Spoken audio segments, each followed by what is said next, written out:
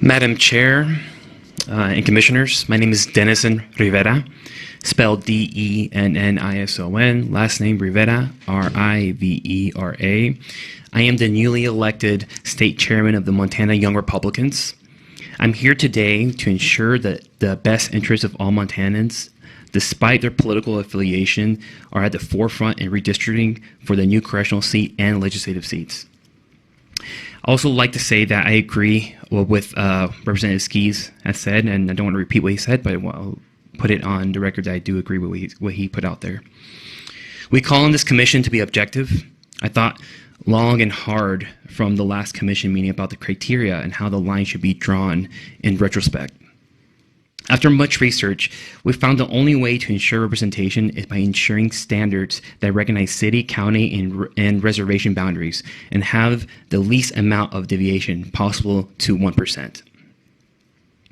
The problem I see is that the Democrats are setting the narrative that this leads to gerrymandering when the status quo and their proposal are purely subjective. The reality is that the talking points of having competitive districts and communities of interest in the name of fairness are just a guise for achieving a political outcome. The terms are subjective and political.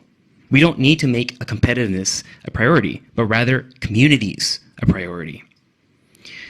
I'm going to go off my speech here and talk a little bit about number of terms that were brought up, which were neutrality, fairness, political advantages. You know, we heard a lot of testimony today in regards to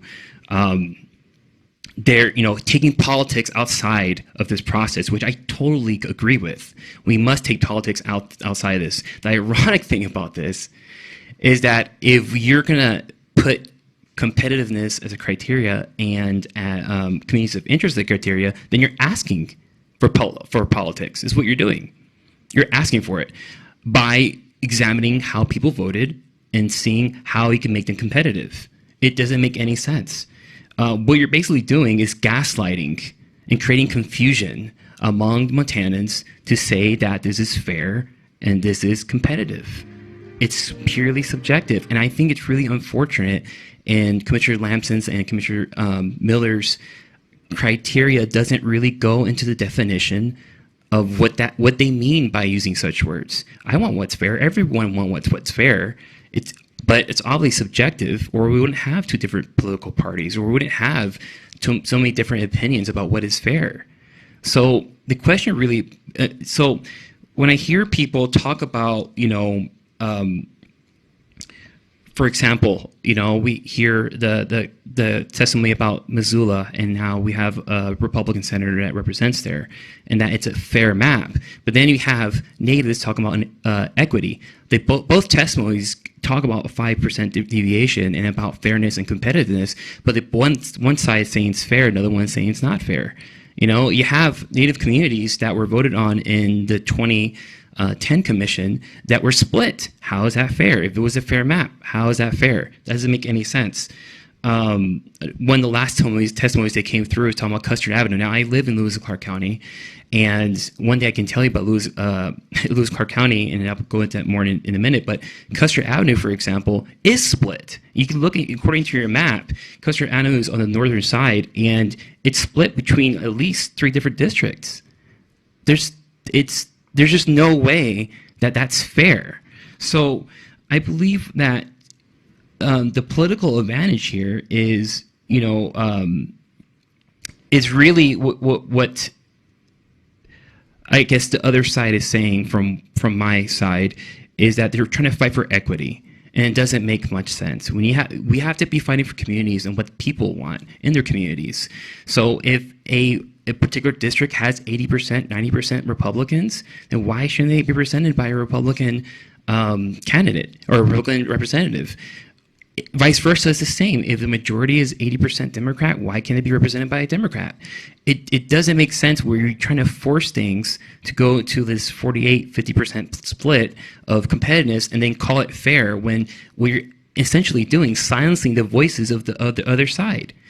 I could agree that candidates should go and campaign, They should go and talk to everyone in their district despite their political view. They should be doing it. It's their responsibility.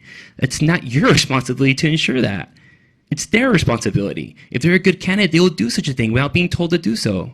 So what this becomes is essentially it's interesting because it's so backwards how these testimonies are asking for 5% deviations and asking for competitiveness and for communities of interest, which we have no idea what those things mean, and say that, leaders must be, voters should be picking their leaders. No, essentially, if you're going to be trying to ensure competitiveness, what you're doing is leaders are choosing their voters. That's what you're doing, and that's wrong.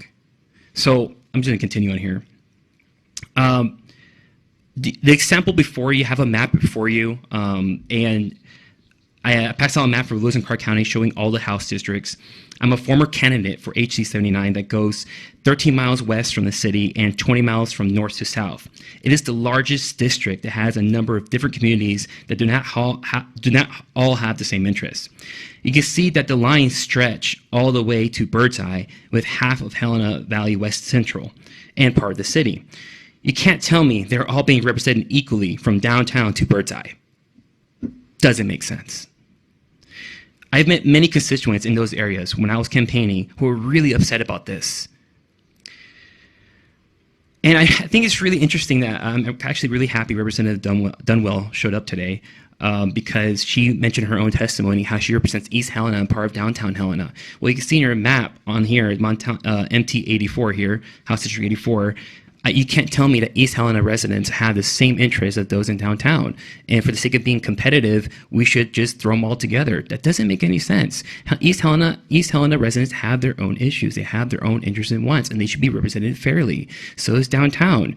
They should be it should be a separate division. You can simply look at this map and see that it's not a really fair ordeal here. You can see that this map is ridiculous, where everything is cramped and expanding inwards into the city. How can we call this fair representation?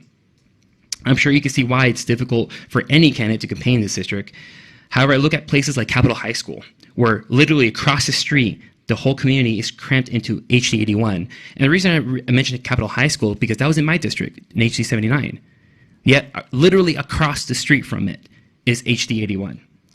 How is it fair that the community is not to be included with the school that's literally across the street? In the 2020 election, you would think that half of the legislative districts of Lewis and Clark County would have been held by Republicans, since the county voted 48% to Democrats, to the national and statewide candidates. But it wasn't. Though I'm proud of my previous campaign, and we campaigned hard. I'm really proud of those that campaigned with me as Republicans, and we did a tremendous job. We fell short by 10%, all of us. We didn't win, obviously. Why is that a problem? Because if the goal was competitive districts, then nearly half of us would have won and not only picked up 2 seats. I mean, it means we only have 22%. So if 48% voted Democrat, the other 51% voted Republican, it would suggest that in legislative districts, it would be about half. But it's not. We're not represented equally. So all the conservative voices and all the voices that are Republican weren't represented correctly in Lewis and Clark County, because we have this ridiculous map of a pinwheel here. So I'll like also touch on the aspect of race. Minorities and race have been brought up a lot during these testimonies by different regards. I have to say that in regards to race, that if there's any inequity, and if there's any issues with the maps that currently are set, then we have to look at the unfairness of the 2010 commission and what they did there. And I'm saying essentially it was a 3-2 vote. Essentially, in the end of the day, you have to start pointing the fingers not towards the Republican Party, but towards the majority of that commission. So it doesn't make much sense that we're making the excuse of strict criteria as an excuse to say that this is the right way to go. In fact, it's actually the best criteria. The best criteria and the best deviation in percentage.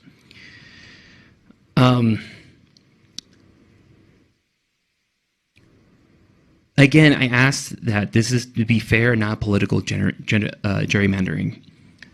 Democrat Commissioner Lamson self-declares himself as an expert in the subject, but I failed to see the logic behind his reasoning. His record, as well as the status quo, shows that he's an expert on how to pick apart the system to his political benefit while telling the media that Republicans are the ones gerrymandering. This is wrong. It goes to show that the truth does not belong to the one who shouts the loudest. I urge the Democrats to take the politics out of this and let the communities have a voice to elect who they want to represent them. If you don't agree with me, then go ahead and explain to Montanans how you come up with the conclusion of having Lewis and Clark County, Missoula, and a number of other places set up like a pinwheel. I'll say this. I'll say this again, actually. Will your actions match your words? Will you do right by me, my family, and friends as Montanan citizens, despite our political affiliations? So do the right thing and work with us on ensuring we are represented fairly instead of trying to level the playing field for political gains. And with that, I'm open to any questions. Madam Chair, thank you for joining us. I do have a question. You talked about Lewis and Clark County and how it was a fairly even split countywide, so 48-51, I think you said.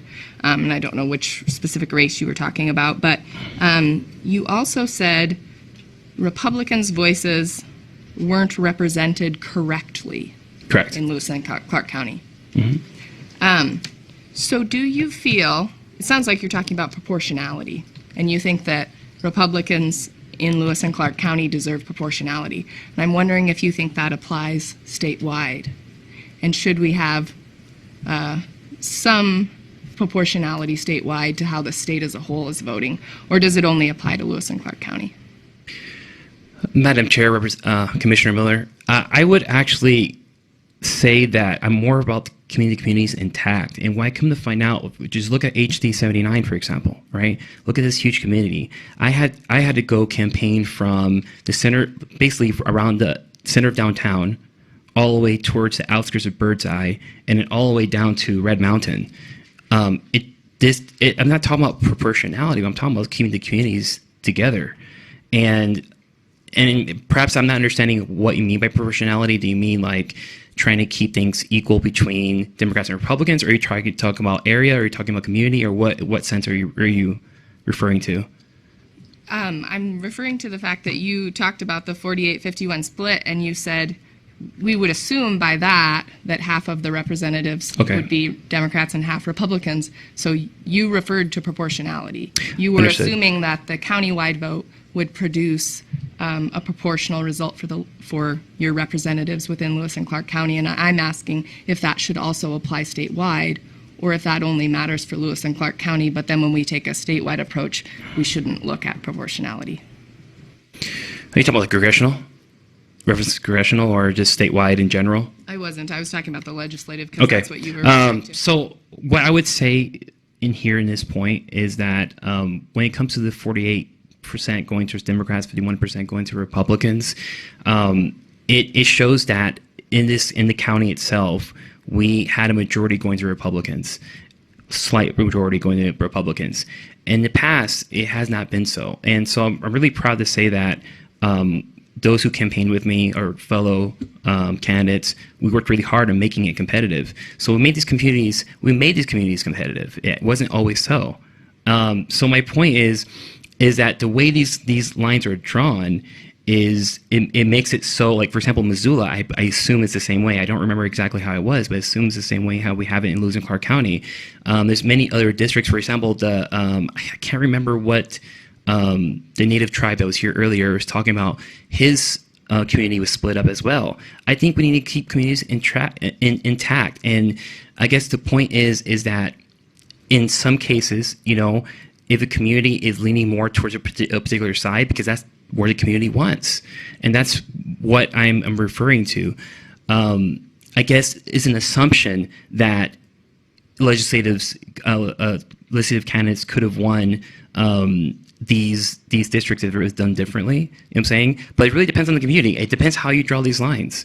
And so I really believe that what we need to do is keep communities together and make it so where it's it's fair within the community, and if it happens to be competitive because that's the way the community is within its own. For example, let's just take downtown. If downtown was its own district, and in Lewis and Clark, and it was competitive because half are leaning Democrat, half are leaning Republicans, and it just happens to be so because that's where they live, and that's where their politics go towards. But if we start basing lines on, hey, look, we have half Democrats in downtown, and we'll put them towards HC 79. We have other half Republicans, and we'll put them towards this other district. It's one whole community, so they should be represented fairly, whichever way it goes. Does that help answer your question? Yeah, I think, Madam Chair, you said they should be represented fairly, which is something we have heard from almost every single person who has stood up here. But you also started by saying that's a subjective term and it can't be defined. But you yourself also want it. So I think, I recognize there isn't one single way to define it, but the importance of it, it's also an important term to you, I think. Just in reference, you've used it a couple times. Madam Chair, Commissioner Miller, yes, I definitely did use that word. And the reason why I used that word, and I said it within my testimony, is that we all have a perception of fairness. And that's the whole essence of why we have political parties, why we have differences, is we all have an interpretation of fairness. My problem with the Democrat side of this commission has been that you haven't defined fairness. You haven't defined what community of interest is really set out to be, and it's created confusion amongst your own supporters. Each one of them contradict each other each every single time. You have one saying it's a fair map, the other one saying it's inequity. So, and they're split, and then one thing over another. And in the end of the day, it really boils down to is that they're saying take the politics out of it, and you're putting the politics in it. How's that fair? So I support what Commissioner Stusek and what he's doing, and basically with taking the politics out of it. We have to take that approach. Take the politics out of it. Let's just let the communities vote for whom best represents them.